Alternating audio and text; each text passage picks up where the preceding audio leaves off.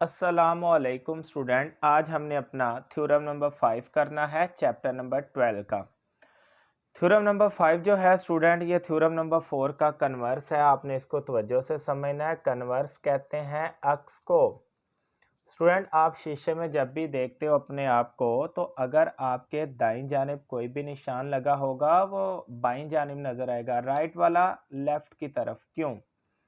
क्योंकि शीशा जो है वो आपको एक से दूसरी साइड की तरफ दिखाता है। इसी तरह ये थ्योरम 4 जो है 5 जो है, ये थ्योरम 4 का कन्वर्स है।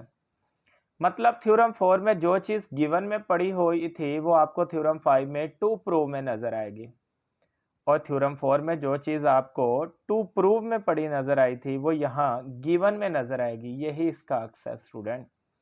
तो तवज्जो से समझिएगा, उससे मिलता जुलता थ्योरम है। कहता है any point inside an angle, कोई भी एक नुक्ता एंगल के अंदर पड़ा है। मैं आपको डायग्राम से समझा देता हूँ। उसे कहा कोई भी एक नुक्ता एंगल के अंदर पड़ा है। मैं एंगल आपको ड्रा करके दिखाता हूँ। एंगल का नाम है ए ओ बी, और कोई भी एक नुक्ता ये लें पी, एक नुक्ता जो है वो एंगल के अंदर पड़ा है। कहता है any point in side an angle, कोई भी एक नुक्ता एंगल के अंदर पड़ा है, equi distant from its arm, और वो उसकी आर्म से बराबर फासले पर भी है। आपने पीछे देखा होगा थ्योरम 4 में उसने पूछा था is equi distant from its arm, क्या वो उसकी आर्म से बराबर फासले पर होगा। तब पूछ रहा था, अब बता रहा है। यही इसका अक्स है। तो कह रहा है ये जो नुक्ता है इक्विडिस्टेंट फ्रॉम इट्स आर्म, इसकी आर्म से बराबर फासले पर है। तो इसका फासला बराबर करने के लिए यहाँ पे बाइसेक्टर का सहारा लेते हैं। एक पी आर बाइसेक्टर ड्रा करता हूँ जो कि ओ के ऊपर ड्रा किया, और एक पी क्यू बाइसेक्टर ड्रा करता हूँ स्टूडेंट जो कि ओ बी के ऊपर ड्रा किया। आपने देखा होगा थ्योरम 4 में यही लाइंस मैंने डॉटेड लगाई थी और अब यहाँ पे डार्क लगाई, क्योंकि तब स्टूडेंट हमसे पूछ रहा था ये फासला बराबर है कि नहीं, या जो चीज पूछेगा डॉटेड लाइन से लगाएंगे। अब हमें बता रहा है कि ये फासला बराबर है, और जो चीज बताएगा हम डार्क लाइन से लगाएंगे। तो यही है स्टूडेंट हमारे पास गिवन डायग्राम की। आपको समझ आ गई। आगे पूछ रहा है is on the bisector of it. किसकी बात हो रही है? पॉइंट की। कहता है वो जो पॉइंट है बाइसेक्टर के ऊपर पड़ा होगा। यहाँ पे तो कोई ऐसी लाइन है ही नहीं जिसको आप बाइसेक्टर बोल सको। तो प्रूव फिर क्या करेंगे? तो स्टूडेंट यहाँ पे मैं एक काम करता हूँ, एंगल ड्रा करके ना ये पॉइंट ओ को जो है ना पी के साथ जाके मिला देते हैं। ओ को पी के साथ मिला देते हैं student, join point O P.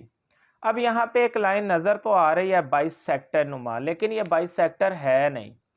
तब तक हम इसको बाइसेक्टर नहीं मानेंगे जब तक ये दोनों एंगल बराबर ना हो, क्योंकि बाइसेक्टर जहां से गुजरता है दोनों एंगल बराबर होते हैं। इसको बाइसेक्टर इसलिए नहीं कह सकते, मैंने तो ओ को पी से ज्वाइन किया, मुझे क्या पता है बाइसेक्टर है कि नहीं, मैंने तो बस ज्वाइन कर दिया। ऐसे तो 16 लाइनें आप लगा सकते हैं। तो आप समझ गए होंगे इसी लाइन को आज हमने प्रूव करना है बाइसेक्टर की है कि नहीं, और वो कैसे प्रूव होगा अगर ये दोनों एंगल बराबर प्रूव हो जाए। तो चलते हैं थ्योरम की तरफ। देखते हैं स्टूडेंट इस थ्योरम का गिवन क्या है हमारे पास, क्या हमें बता रहा है। कह रहा है any point inside an angle. आपने लिखना है एनी पॉइंट पी, कोई भी एक नुक्ता पी जो है इनसाइड एन एंगल, या आप लिख दो एनी पॉइंट पी लाइज, पड़ा हुआ है इनसाइड एन एंगल, एंगल के अंदर, inside an angle A O B. कोई भी एक नुक्ता एंगल ए और बी के अंदर पड़ा हुआ है, सच डेट, इस तरह से है स्टूडेंट कि वो इक्वी डिस्टेंट है from its arm. P R और पी क्यू इक्वी डिस्टेंट है। इस तरह से पड़ा है कि पी आर और पी क्यू का जो फासला है ये कॉन्ग्रुएंट है। और याद करें थ्योरम 4 में यही चीज टू प्रूव में थी, यही तो मैं कन्वर्स बता रहा था और अब आपको गिवन में नजर आ रही।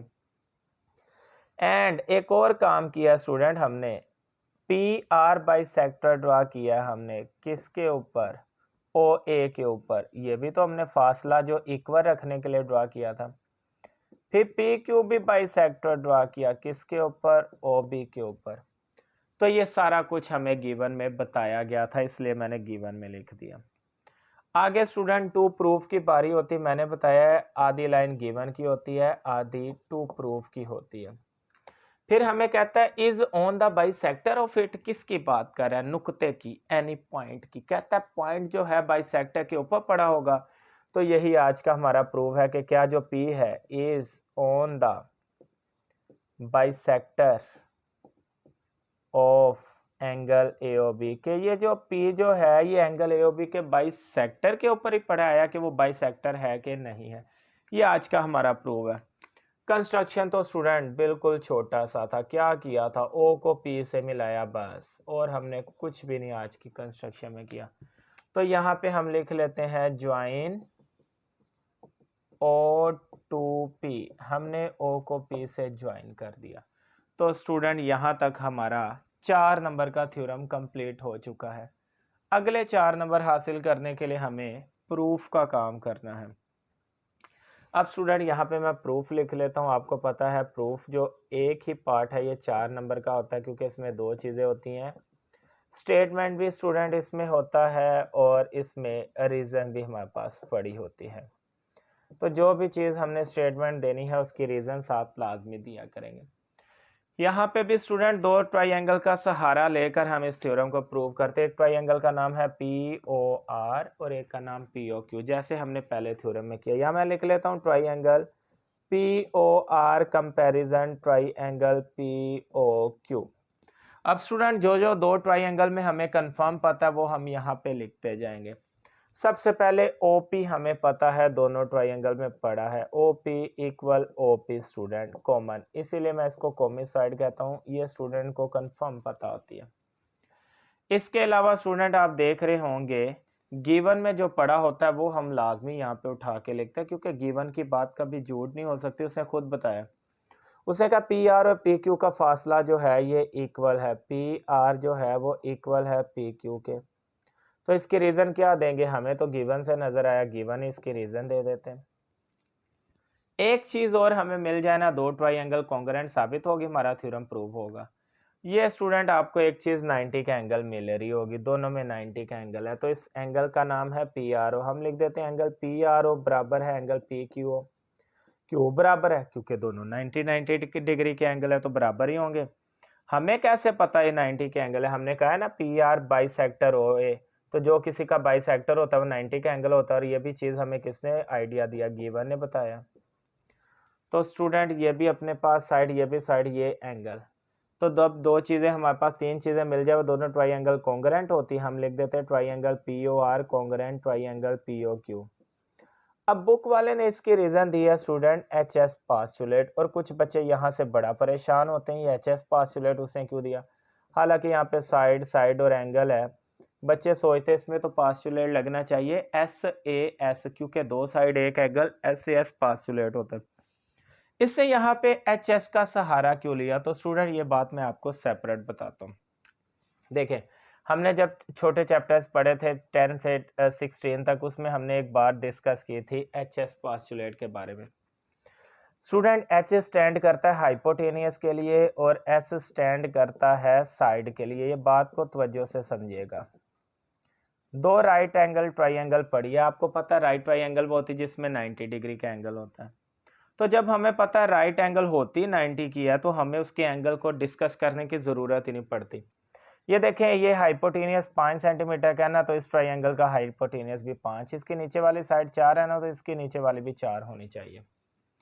तो जब मुझे पता है दोनों हाइपोटेनियस बराबर है, दोनों साइड भी बराबर है, और राइट ट्राइंगल में एक एंगल 90 का आना ही आना है, वो हमें बताने की जरूरत नहीं है। तो जब 2 ट्राइंगल राइट ट्राइंगल हो, उनके हाइपोटेनियस और कोई एक साइड बराबर हो ना, तो वहां पे जो पास्टुलेट लगता है स्टूडेंट वो HS लगता है। हाइपोटेनियस साइड का पास्टुलेट मतलब दोनों के हाइपोटेनियस बराबर, दोनों की साइड बराबर होती है। असल में ये भी 3 चीजें ही हैं, क्योंकि एक एंगल भी तो इसमें बराबर आ रहा है 90 का। तो वो 90 का एंगल इसलिए नहीं मेंशन करता कि राइट ट्राइंगल का नाम ही 90 का एंगल है, तो बताने से कोई लाजमी इसने 90 का बन जाना, इसलिए फिर इसकी हाइपोटेनियस और साइड का सहारा लेकर इसको कहते हैं HS पास्टुलेट। अब आए अपनी डायग्राम पे। अपना ये O से P हाइपोटेनियस उस ट्राइंगल का भी है, इसका भी है, क्योंकि 90 के सामने हमारे पास हाइपोटेनियस होता है। तो हमें पता है दोनों का हाइपोटेनियस बराबर है। फिर हमने पढ़ा PR और PQ साइड बराबर है, ये नीचे वाली दोनों साइडें भी बराबर है। तो जब नीचे वाली दोनों साइडें इनकी भी बराबर और दोनों हाइपोटेनियस भी बराबर, और एक एक एंगल 90 का पड़ा या राइट ट्राइंगल की निस्बत, तो इसलिए यहाँ पे HS पास्टुलेट लगेगा हाइपोटेनियस साइड का। ये वजह स्टूडेंट अगर आपको समझ आ गई तो अब हमें पता है जब दो ट्राइंगल कॉन्ग्रुएंट होती है तो उनकी सारी साइड और सारे एंगल भी कॉन्ग्रुएंट होते हैं। तो फिर ये दोनों एंगल भी तो बराबर होंगे, क्योंकि हम दोनों ट्राइंगल को कॉन्ग्रुएंट साबित कर चुके हैं। मुझे पता है ये एंगल और ये एंगल बराबर है, तो मुझे पता है जब ये दोनों एंगल बराबर हो गए तो ये जो अंदर से लाइन जा रही है बाइसेक्टर की है, क्योंकि बाइसेक्टर ही वो वाहद है जो दो एंगल को बराबर हिस्सों में तोड़ता है। तो जब ये दोनों एंगल बराबर है तो समझो सेंटर वाली लाइन बाइसेक्टर की है। तो हम यहाँ पे अब लिख देते हैं हेंस प्रूव्ड, कि हमें प्रूव्ड हो चुका है, साबित हो चुका है कि जो P है is on the bisector of angle AOB। ये जो P है एंगल AOB के बाइसेक्टर के ऊपर पड़ रहा है। तो ये बात कैसे पता चली? इन दोनों एंगल के बराबर होने की वजह से। तो हमें ये भी बताना पड़ेगा, कोरस्पॉन्डिंग एंगल्स की वजह से हमें पता चला स्टूडेंट, ये दोनों एंगल आपस में कोरस्पॉन्डिंग थे। उन्होंने आइडिया दिया कि P जो है बाइसेक्टर के ऊपर पड़ा है। तो लो जी स्टूडेंट, ये भी थ्योरम हमारा चैप्टर नंबर 12 का 5वां थ्योरम प्रूव हो चुका। अगर आपको ये थ्योरम समझ आया है, इसको दोस्तों के साथ लाजमी शेयर करें ताकि उनका भी फायदा हो। वीडियो को लाइक किया करें, जिन्होंने अभी तक चैनल को सब्सक्राइब नहीं किया वो भी कर लें, और कमेंट भी किया करें। अल्लाह हाफिज।